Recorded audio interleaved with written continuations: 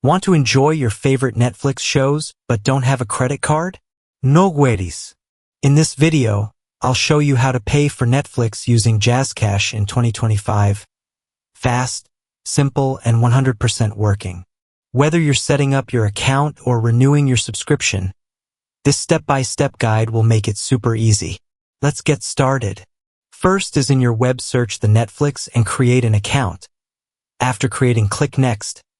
Now in here, select the plan you want to purchase.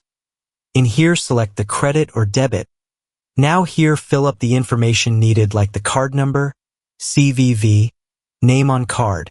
And that's how you can easily pay for your Netflix subscription using JazzCash in 2025. If this tutorial helped you, don't forget to like, subscribe, and turn on the notification bell for more quick and practical tech guides. Thanks for watching, and enjoy streaming your favorite shows.